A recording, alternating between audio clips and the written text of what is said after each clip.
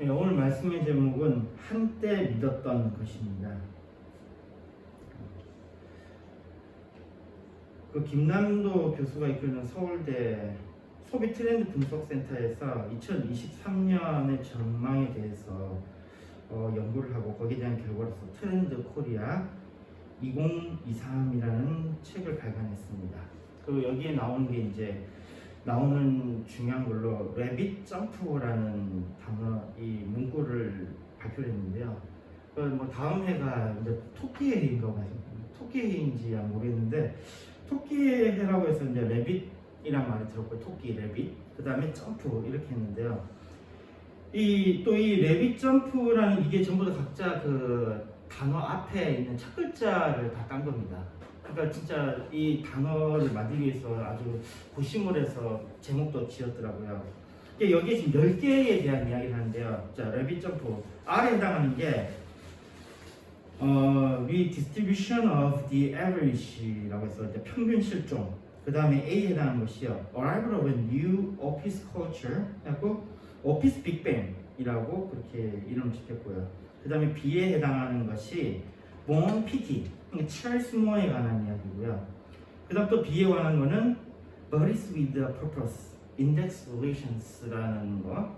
그리고 I에 해당하는 것은 in resist to the new demand strategy에 관한 이야기고요. 이건 이제 new demand 전략이라고 이렇게 붙여놨습니다.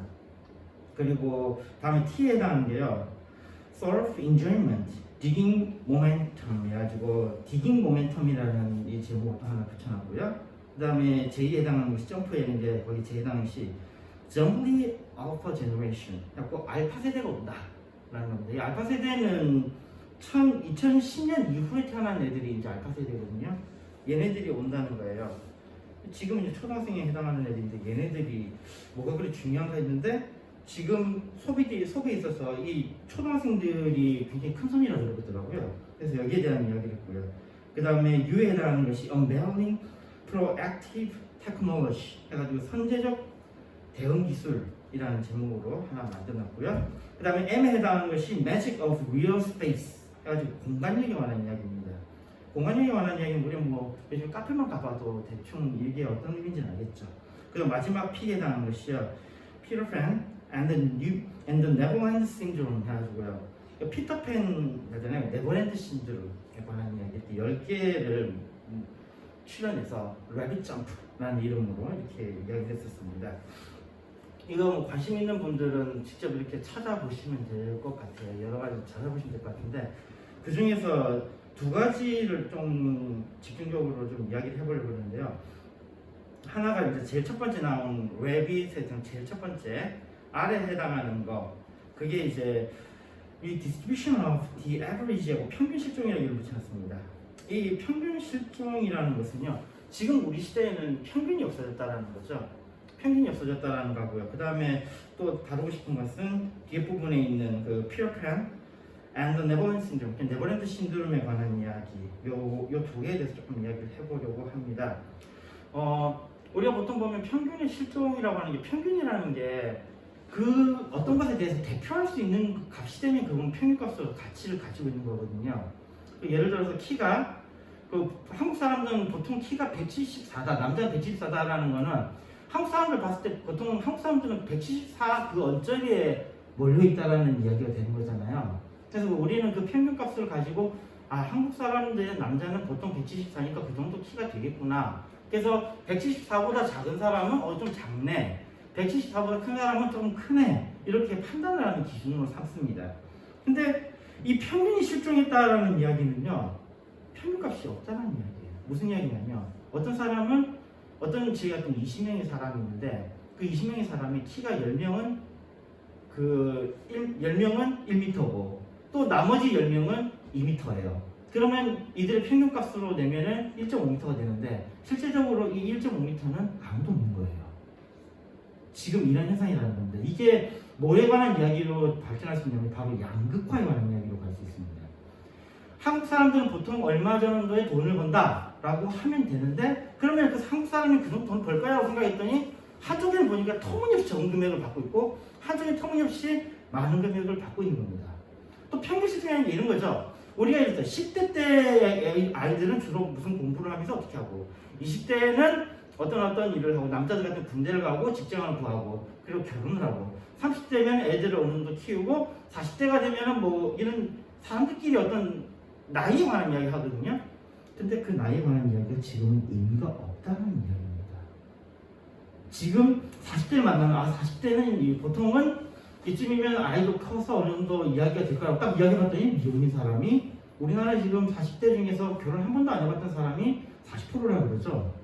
40%라고 그러니까 10명 중에 4명은 결혼 이야기를 하면 무슨 얘기인지 몰라요. 그 다음에 또 옛날 40대 같은 경우는 그냥 이야기할 때 이 정도면 애가 벌써 한 중학교, 고등학교 정도 됐겠지 했는데 이야기해보니까 가만히 일을 듣고 있는 사람도 꽤 있어요. 왜냐면 또 재밌는 게 20대를 조사해보니까 20대에 결혼한 사람이 100명 중에 1명이래요. 20대는 100명 중에 1명이 결혼했대요. 그러니까 20대에 결혼한다? 이건 더 이상 그 이야기할 수 있는 거리가 아닌 거죠. 이렇게 편견이 없어지는 거예요. 우리가 소위 말하는 이때면 요 정도는 해야지라고 이야기해서 그 사람들 다 옛날 사람들이에요. 이때는 이런 거 해야 된다 라고 하는 사람들이에요. 더 이상 지금 시대는 특히 2023년도에는 이것이 통하지 않는다는 겁니다. 편견이라는 게 없다는 거예요. 잘한 사람은 너무 잘하고 못한 사람은 너무 못해요. 그리고 이 정도 했던 사람들이 이제 더 이상 그걸 하지 않는다는 얘기죠. 이것과 함께 지금 연결해서 이야기할 수 있는 거는요, 바로 피터팬 그러니까 네버랜드 신드롬입니다. 이 네버랜드 신드롬은 피터팬이라는 거는 잘하지 않는 거잖아요. 계속 아이에서 잘하지 않는 거잖아요. 그렇습니다. 이제 그 사람들은 더 이상 잘하지가 않아요. 그러다 보니까 이제는 그 어른 성인을 아덜트라고 그러잖아요. 애덜트라고 보통 이야기하잖아요. 성인, 애덜트. 근데 요즘은 거기에다가 키드가 애들이잖아요. 아이, 키드에다가 그걸 붙여갖고 키덜트라는 표현을 쓰고 있잖아요. 어른인데 애이면서 어른인 이런 것들이 많아요. 그러니까 옛날 같으면은 40대, 50대인 사람이 게임을 안 했었죠? 보통 안 했었죠? 근데 지금은 그 사람들이 게임을 하고 있고 만화를 보고 있고 그 자기들만의 취미생활에 아주 깊이 빠져 있습니다. 근데 그것도 하나의 그 취미생활에 관한 이야기를 다뤘던 게 또 이런 거죠. 그 아까 soul of enjoyment라는 거, 이게 디깅 모멘텀이라는 이건 단순한 취미를 넘어가지고 뭐뭐에 대해서 진심이다. 먹는 거 하나만으로도 진심으로 먹기 시작하면서 그 웬만한 미식가들보다도 더 정확한 맛에 대한 판결을 내리고 뭐 이런 식이 되어가는 거예요.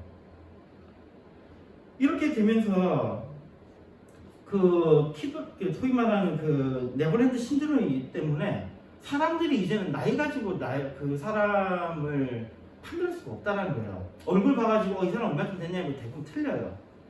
거기다가 또 그 미용에 관한 이런 것도 굉장히 많이 들어서 40대가 예전에 막 20대의 모습을 보이고 있고 또 어떤 애는 20대인 애들이 오히려 뭐 40대, 50대보다도 더 소위 말하는 좀 나이가 들어 보이는 그런 모습을 보이고 있거든요. 잘하지 않는다는 거예요. 사람들이 더 이상 잘하지 않는. 근데 잘하지 않으면은 가장 큰 건 아마 자녀들, 그러니까 아이들을 낳지 않음이 거기에 또 중심에 자리가 오는 것 같습니다. 근데 이게 또 말이 되는 게 지금 우리나라가 출산율이 0.75잖아요. 0.75니까 안 낳는다는 얘기잖아요. 그러니 그 네버랜드 신드롬이 우리나라에 굉장히 중요한 그 거리가 되겠죠.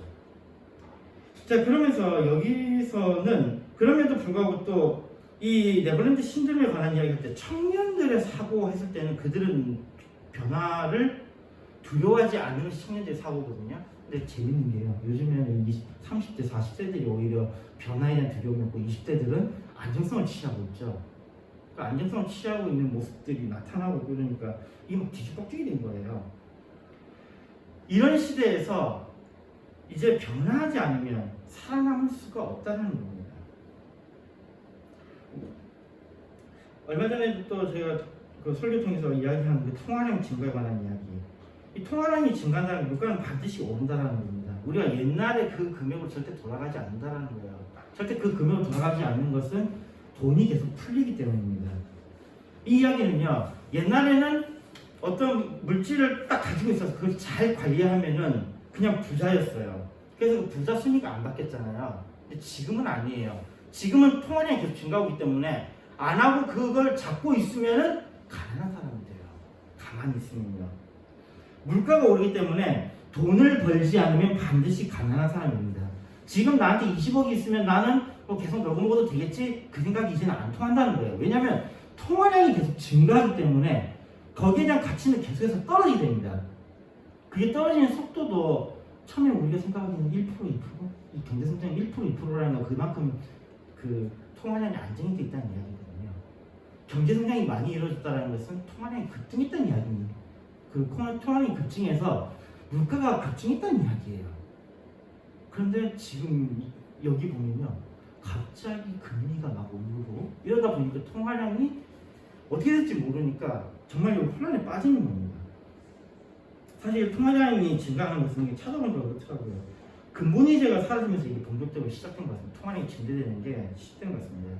그전에는 이 돈을 가져가면 거기에 해당하는 금으로 바꿨어요. 그러니까 금의 보유량 이상을 돈을 발행하지 못했어요. 근데 이거를 완전히 깨부순 사람이 닉슨이라는 대통령이 있겠죠. 이건 닉슨 쇼크라고 그러는데요. 이때 베트남 전쟁을 하면서 미국이 달러 증가하면서 달러 가치가 막 하락하고 있었어요. 근데 더 이상 미국에 있는 부가 감당이 안 되는 거예요. 베트남 전쟁이 진짜 미국이 완패한 전쟁입니다. 세계적으로도요. 미국이 잘못하다 패권이 다른 나라로 넘어가게 생겼어요. 베트남이 진짜 대단한 나라인 것 같아요. 이런데 이 닉슨이 그때 근본이자를 딱 폐지해버리는데 여기에 맞춰서 헨리 키신저라는 사람이 그 이후에 등장하거든요. 헨리 키신저가 달러의 가치를 떨어뜨리지 않을 수 있는 방안으로서 뭘 제시했냐면 오일하고 달러하고를 연관시킨 거예요.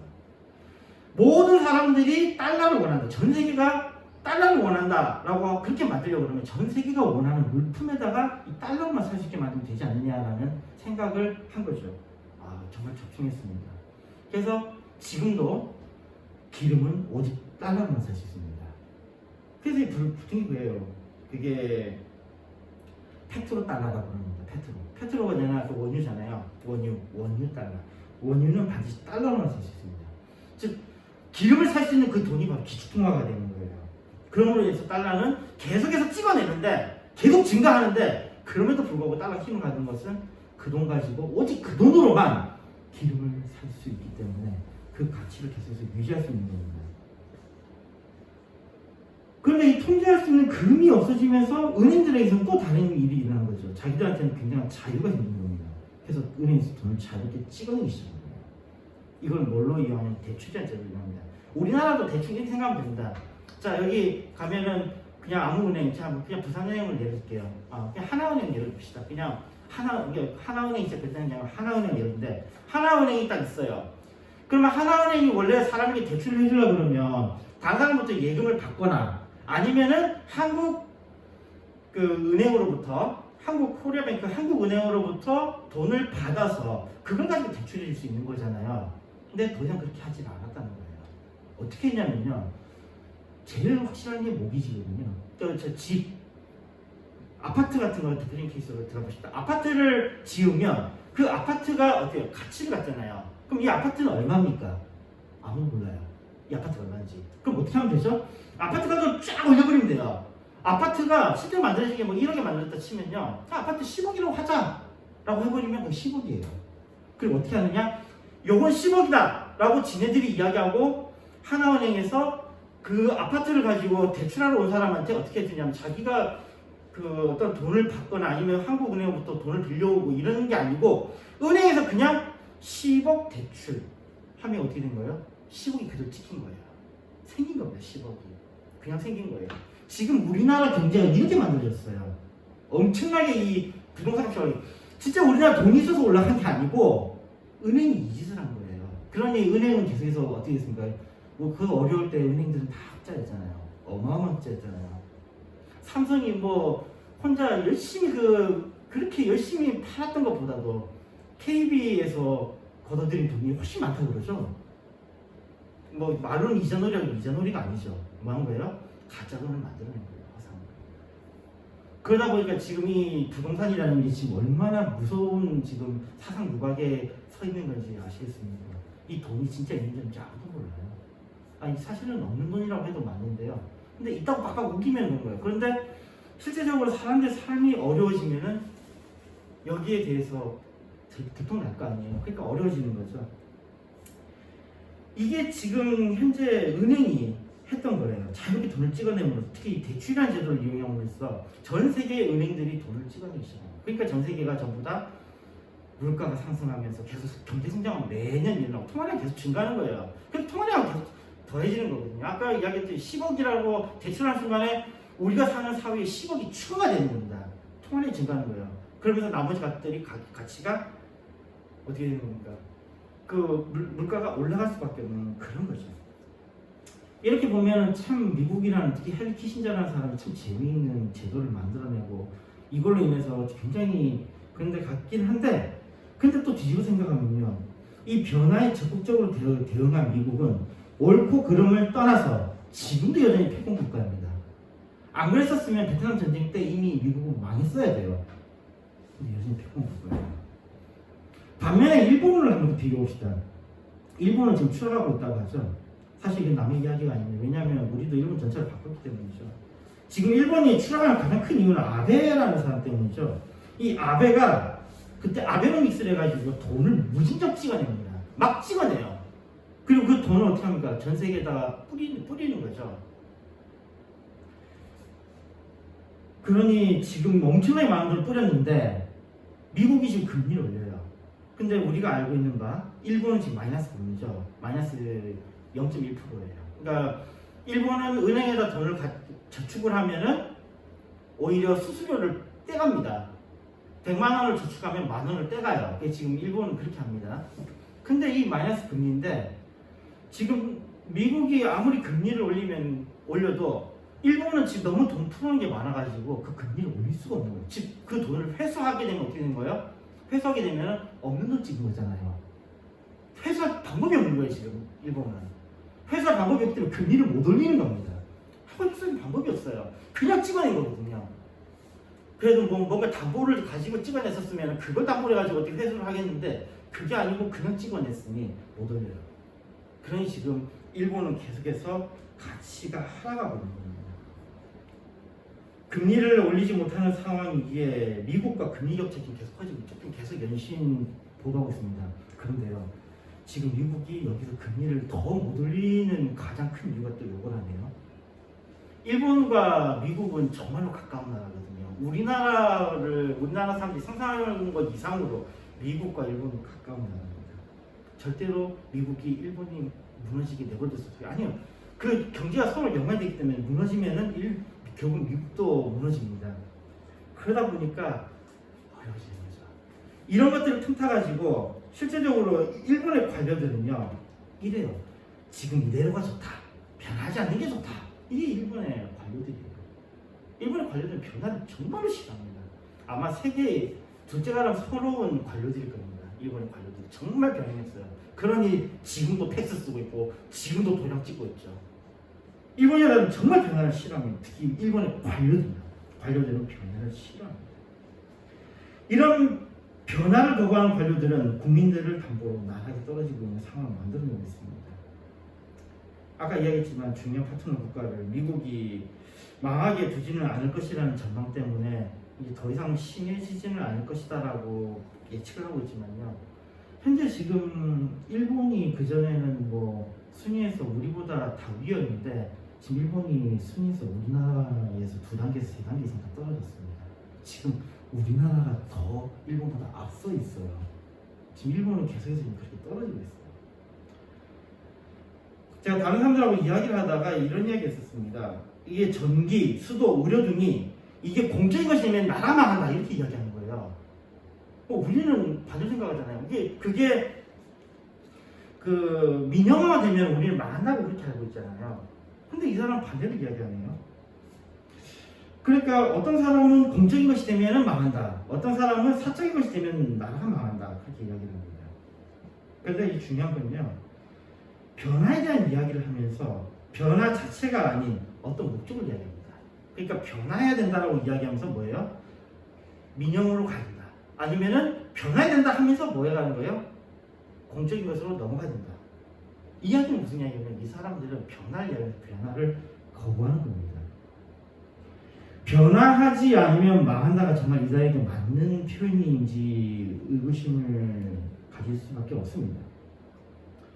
인간은 악합니다.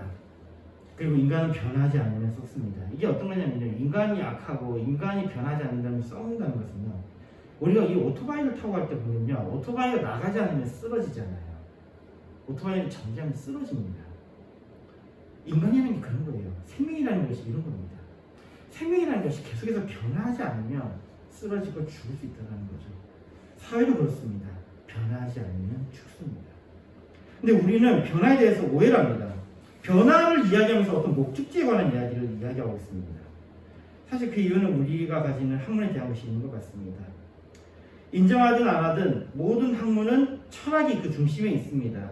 그래서 박사 또 제 마지막은 어떻게 됩니까? 자기가 여러 분야에서 박사를 받았지만 마지막은 PhD, 즉 철학 박사로 다 통합되잖아요. 이 철학 박사로 통합되는 이 학문의 모습을 보면 철학 크게 두 가지로 나뉩니다. 어떤 사람들은 철학이 굉장히 복잡하다 이야기하면 철학 무진장 단순해요. 말하는 사람이 복잡하게 이야기할 뿐입니다. 철학은요 크게 두 가지에 관심을 뒀습니다. 하나는 뭐냐면요 불변하는 겁니다. 변하지 않는 것이 무엇이냐. 또 하나는 변화에 관한 이야기입니다. 철학이 두 가지로 관심이 있어요. 딱 이 두 가지입니다. 이 두 가지가 세상의 전부를 설명하는 원리입니다. 근데 대부분의 철학과 학문은요 이 두 가지 중에서 불변에 집중합니다. 우리가 무슨 로지라고 붙어있는 것, 로고스라는 것 붙어있는 것들은 전부 다 불변의 요소를 찾아내는 거예요. 학문은 바로 이 불변의 원리를 찾는 것이 바로 학문입니다. 그리고 가장 불변인 것을 기반으로 하는 게 바로 윤리학이거든요. 윤리학이라는 것은요 불변의 어떤 것이 있습니다. 그것은 어떤 이상적인 이념이고 이것을 그대로 모방하는 것이 윤리라고 이야기합니다. 어떤 행동에 대해서 이것이 이상적인 것이다, 이것이 선한 것이다라고 규정을 하고 그대로 행하는 것, 이것이 윤리라는 겁니다. 예를 들어서 효도하는 것, 효도한다라는 어떤 이념을 만들어 놓고 그것을 그대로 따라하는 것, 그것이 윤리라고 이야기합니다. 근데 이 윤리 이야기하면서 우리가 효도라든지 이런 이야기하면서 좀 이런 거 한번 살펴볼 필요가 있습니다. 고대 중국 사람들이요 우리나라에 대해서 기술할 때에 그러니까 그 고대 중국이 우리나라 그때는 고구려, 백제, 신라 뭐 이럴 때 삼국시대에 대해서 고대 중국 사람들이 그 특히 고구려에 대해서 이렇게 표현을 하죠. 고구려 사람들은 춤과 가무를 좋아하고 그들은 음란하다라고 표현했습니다. 그 음란하다라는 것의 그 내용이 뭐냐면요. 그들은 앙후하거나 사귄다라는 겁니다. 무슨 이야기냐면 다시 이야기하면요. 거기에 보면 여러 가지 쭉 있는데 그 이야기를 굉장히 나쁘게 써놨는데 계속 쭉 읽다 보면 이게 뭐냐면요. 고구려는 중국과 다르게 연애 결혼을 하는 나라였다는 겁니다. 연애 결혼. 아니 지금 우리 입장에서는 연애 결혼이 무슨 음란한 거야 라고 이야기하는데요. 이 유교에 찌들어 있는 이 중국 사람들의 눈으로 봤을 때는요. 결혼은 연애에서 하는 게 아니에요. 집안과 집안이 만나서 결혼하는 거고 그건 어른들에 의해서 결정하는 겁니다. 정략적인 결혼을 하는 것이 결혼이에요. 근데 고구려 사람들은 서로 사랑해서 결혼한다. 어떻게 저렇게 음란한 생각을 할 수 있냐 이런 얘기를 하는 겁니다. 지금 우리가 봤을 때는 이 유교가 또 한심하잖아요. 근데 중국 사람들이 고구려에서 그렇게 평했다는 겁니다. 정말 재밌지 않습니까? 어떤 것을 믿고 있는가는 다른 세계를 보게 됩니다. 믿는 것은 대부분 불변의 것입니다. 변하지 않음을 믿는 것, 이런 믿음이 법을 만들어서 통치 체제를 유지하게 합니다. 그리고 이것을 글로 만들어내면 그것이 바로 성문법이 되는 거죠. 물론 여기에 대응하는 관습법을 적용하는 나라들도 있습니다. 이거는 변화를 반영하는 것이기는 하지만요. 그럼에도 불구하고 관습이 있으면 그것이 또 하나의 뭐가 되는 거예요? 성문이 되는 거예요. 관습이 있으면 그것이 또 하나의 글로 남아서 고정이 되는 겁니다. 그러니까 모두가 변하지 않음을 기본으로 하고 있다는 겁니다. 또 우리에게 강요합니다. 돌아가자 이렇게 강요합니다. 돌아가자. 부흥 이걸 우리에게 강요합니다. 한때 우리가 믿었던 것 영광스러운 그때로 돌아가자라는 겁니다. 근데 이게 착각입니다. 그때는 그때일 뿐이에요. 변하지 않는 것은 멸망합니다. 돌아가는 것, 부흥이라는 것은 우리에게 일어나서는 안 되는 겁니다. 그건 우리가 망하는 길이에요. 그렇다면 이 부흥에 대해서 우리가 어떻게 생각해야 되냐 또 우리에게 다른 숙제입니다. 요한복음 4장 21절에 말씀합니다. 예수께서 가라사대 여자여 내 말을 믿으라. 이 산에서도 말고 예루살렘에서도 말고 너희가 아버지께 예배할 때가 이르리라. 자, 이 말씀을 하신 이때는요, 예수님께서 사마리아에 있는 수가라는 동네를 지나가시다가 거기에서 우물가에서 만난 한 사마리아 여인과 대화하는 중에 하신 말씀입니다. 예수님께서 이 사마리아 여자에게 물을 달라고 하시자 여인이 그렇게 말하는 예수님을 이상하게 바라봅니다. 왜냐하면 그 이유는 그대로 나와 있습니다. 사마리아 여자가 가로되 당신은 유대인으로서 어찌하여 사마리아 여자 나에게 물을 달라 하나이까 하니 이는 유대인이 사마리아인과 상종치 아니함이니라.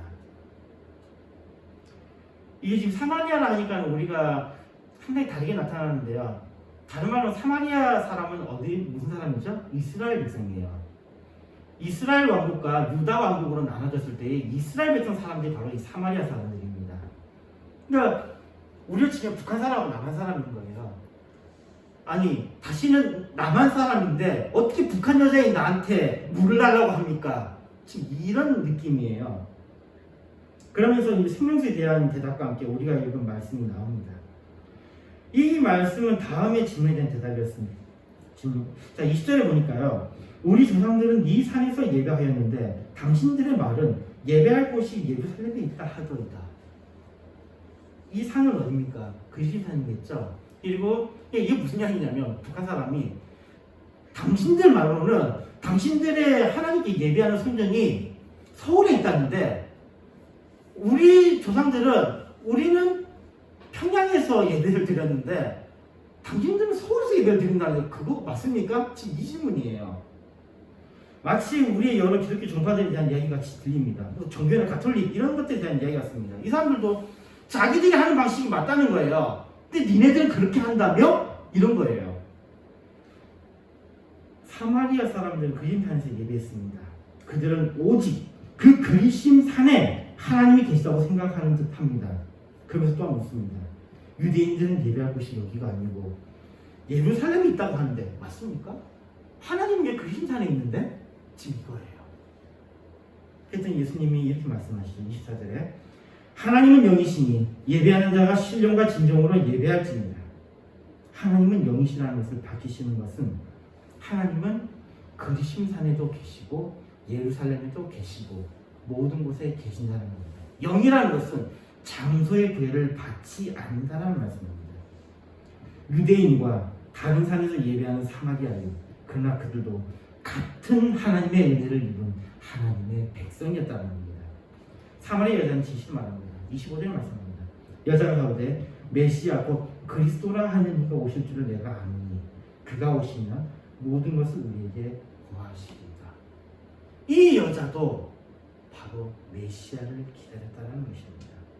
유대인들도 메시아를, 사마리아인들도 메시아를 기다렸습니다.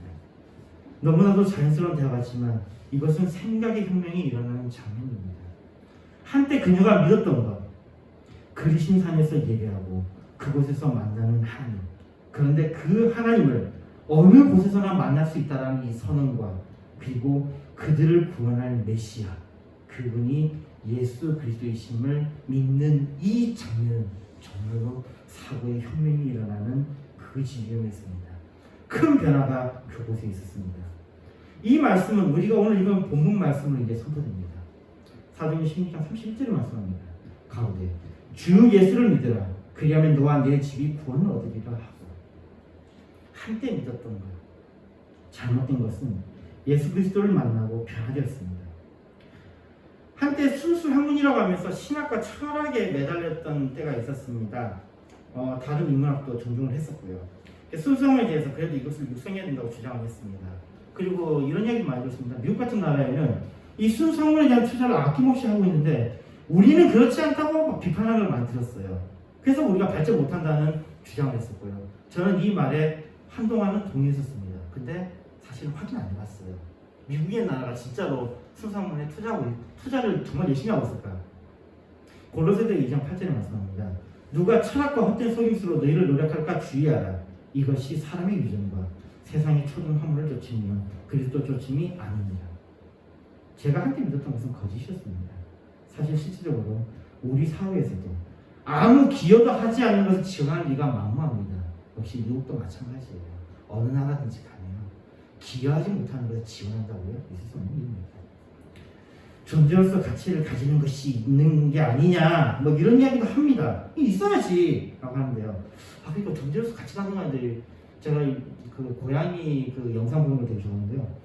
고양이 너무 귀엽고 너무 예뻐요. 그리고 고양이 보면서 또 아기들 이렇게 막 영상 올린 거 보니까 너무 예뻐요. 근데 사실은 뭐예요? 이것조차도 돌보는 사람에게 뭘 줍니까? 기쁨을 주잖아요. 기쁨을 주니까 그게 가치가 있는 거예요. 누가 그러더군요. 진화 심리학자들이 만약 아기가 예쁘지 않았으면 다 죽었을 것이다. 인류는 살아남지 못했을 것이다. 귀여운 것은 살아남는 하나의 전략이에요. 그것도. 그러니까 외모 우습게 보지 마십시오. 외모 꾸미는 거 정말 열심히 해야 됩니다. 저도 한때 외모 꾸미는 것이 나쁜 것이라고 생각했던 때가 있었는데요. 아니에요. 외모도 경쟁적입니다. 정말로 최선을 다해서 외모를 꾸미고 자기를 아름답게 보이기 위해서 노력해야 됩니다. 그게 살아남는 전략이에요. 학문의 결과로 그 존재 이유를 설명하는 것은 바로 그것입니다. 결과를 내지 못하는 것은 사라지게 될 것입니다. 누가복음 6장 44절에 말씀합니다. 나무는 각각 그 열매로 아나니 가시나무에서 무화과를 또는 찔레에서 포도를 따지 못하느니라. 말씀에도 열매로 나무를 안다고 말씀합니다. 심지어는 다음과 같은 말씀이 있습니다. 마태복음 3장 10절입니다. 이미 도끼가 나무 뿌리에 놓였으니 좋은 열매 맺지 아니하는 나무마다 찍어 불에 던지우리라. 존재의 이유를 스스로 열매로 증명하는 것이 나무입니다. 모든 종교도 여기서 자유로울 수 없습니다. 전통이라는 이름으로 이어져야 한다고 주장하는 분들도 있는데요. 인류에 도움이 되지 않는다면 그것은 사라져야 합니다. 특히 이방 종교의 산물이 전통이라는 이름으로 많은 세금을 잡아먹고 있는 이런 세대에서야 전통이라는 이름으로 그걸 지원해야 된다는 것은 더 이상 우리에게는 설득력이 없어야 합니다. 우리가 믿는 것이 우리에게 도움이 되지 않는다면 그것은 필요 없을 뿐만 아니라 버려져야 하는 것입니다. 그런 의미에서 기독교는 그 존재 가치가 명확합니다. 왜냐하면 여기에는 생명이 그 중심에 있기 때문입니다. 코로나 시대 때요, 이 개발자에 대한 수요가 엄청났습니다. 그때 반짝 그 컴퓨터 학과가 굉장히 떴어요. 그때 공학이 굉장히 떴어요. 그럼 많은 개발자들이 등장했고요. 학생들에게 코딩을 가르쳐야 된다라고 막 주장했죠. 근데 지금 쏙 들어갔죠. 쏙 들어갔습니다. 이게 어느 정도 쏙 들어갔냐면요.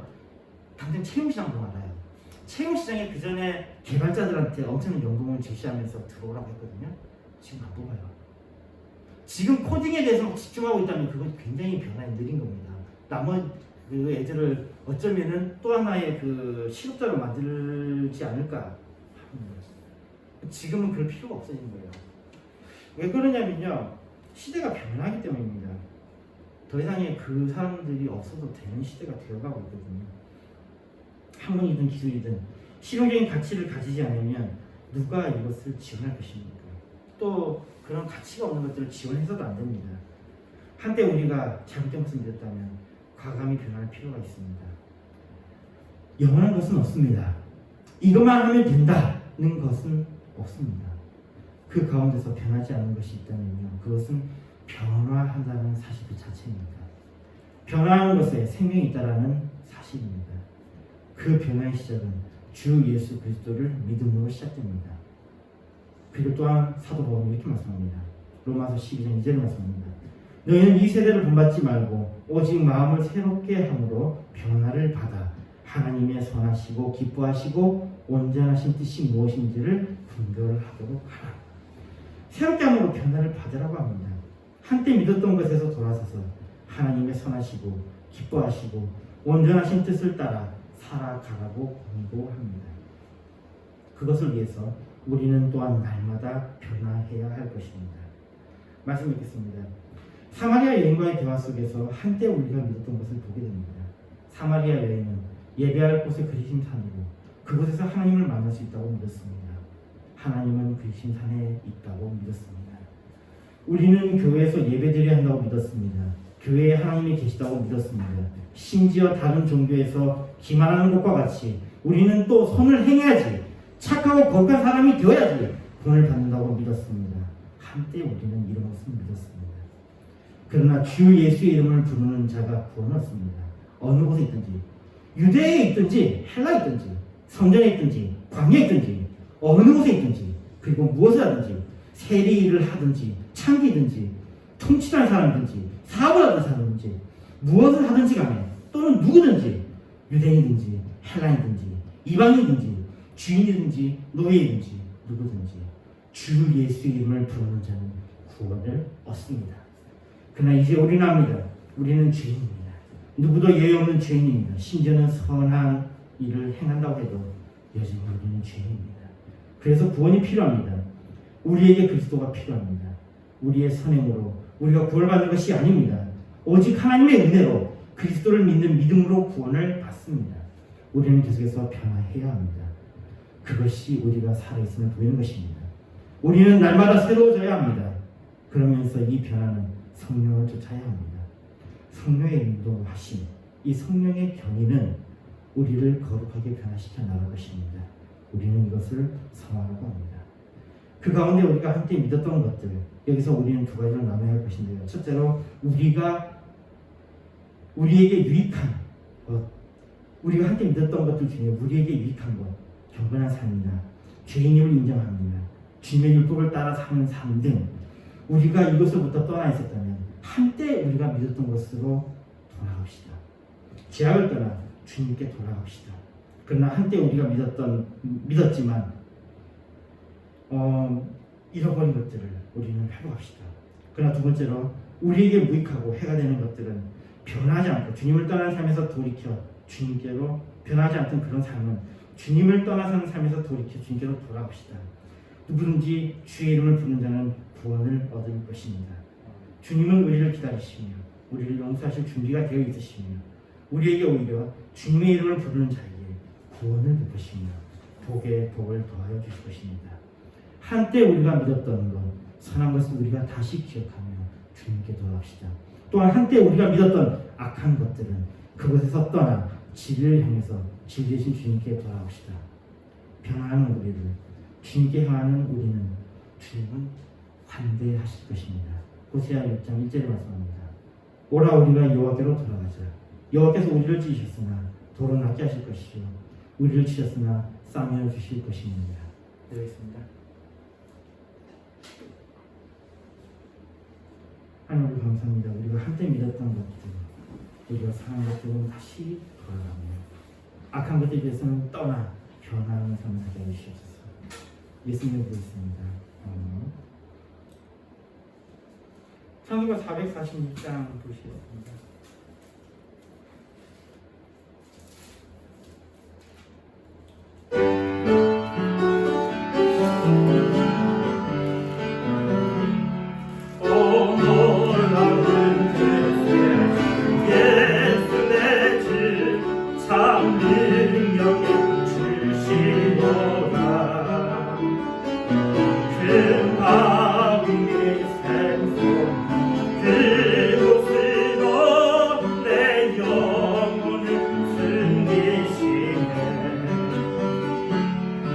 메마른 땅을 종일 걸어가도 나 피곤치 아니하며 저 위험한 곳 내가 이를 때면 큰 바위에 숨기시고 주 손으로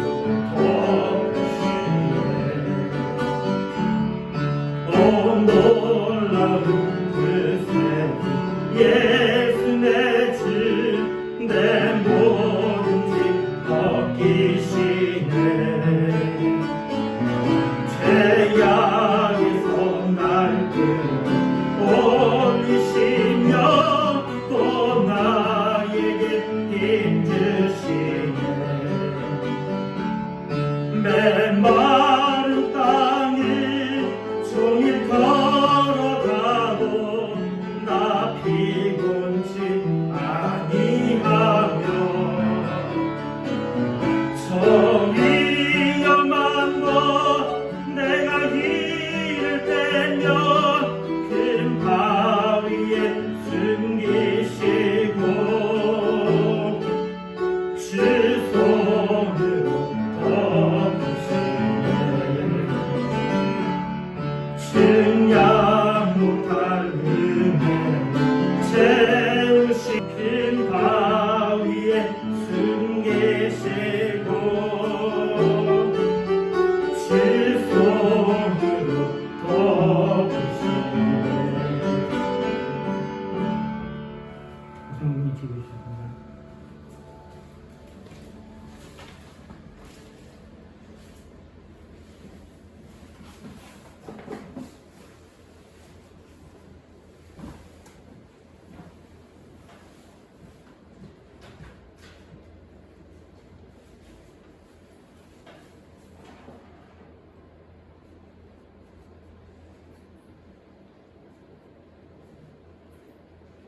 11조 제로만 봉사에 부릅니다. 감사합니다. 하나님 기뻐하신 하루가 되게 하시는 것입니다. 감사하겠습니다. 좋으신 하나님은 또 이들에게 은혜를 베푸시고 거룩한 주님의 날을 보양교회에서 드릴 수 있도록 은혜를 입혀주시고 건강도 주시고 믿음도 주시고 성령의 역사와 인도에 이해할 수 있도록 축복해 주시기 감사합니다. 한치 앞을 내다볼 수 없는 이 현실 속에서 하나님의 그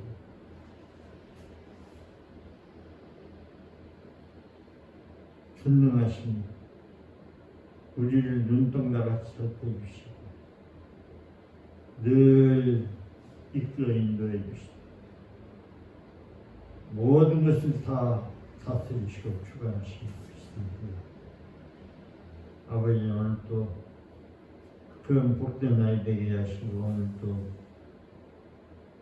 저들에게는 정말 하나님이 사랑하시고 주님이 함께 하시는 이 놀라운 사실 우리의 삶 속에서 날마다 늘 항상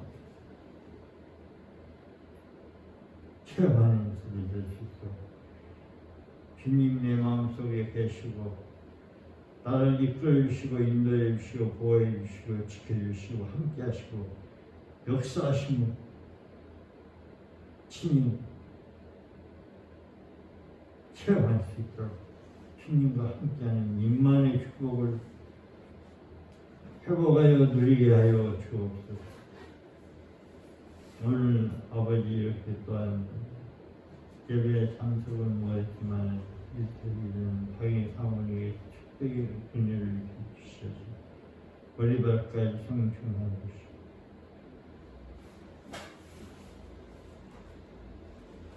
모든 주의 모든 사람들이 당의 사모님 믿는 그 예수를 그들도 예수를 믿을 수 있도록 어렵고 힘들지만은 정말 하나님의 그 소원은 누구든지 예수를 믿는 구원을 얻는다는 이 놀라운 소식 속에서 다시 한번 그 일을 할 수 있게 하시고 거기에 새로운 역사들이 일어날 수 있도록 하나님을 이끌어 주옵소서. 하는 일도 잘 일 마치고 돌아올 수 있도록 주님 도와주옵소서. 아버지 하나님이 여행을 계시는 곳에 하나님의 나라로 이루어지게 하시고 정말 필요한 자들에게 이 예물이 아버지 하나님 필요한 것을 쓸 수 있도록 관리하는 자들의 손길을 지혜민처 총명을 주시사 하나님이 기뻐하도록 하게 쓰이도록 그렇게 쓰임받는 손길들에게 주여 축복해 주옵소서. 감사를 드리옵고 예수님의 이름으로 기도드리옵나이다. 아멘.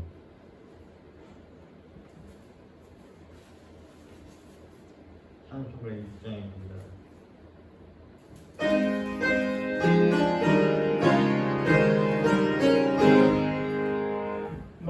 만복의 부는 하나님 온 백성 찬송 드리고 저성자여 찬송하세 찬송 성들 성자 성령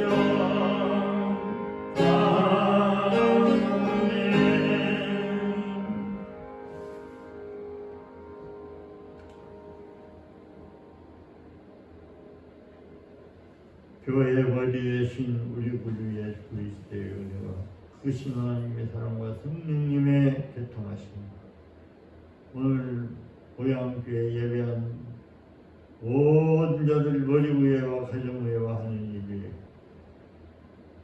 전 세계 아버지 하나님 예수를 믿고 하나님 앞에 나와서 예배드린 자들 머리 위에와 가정 위에와 하는 예배 앞으로 전도받아서 구원받을 자들 머리 위에와 가정 위에와 하는 예배 이제부터 영원토록 항상 함께 있을지어다. 아멘.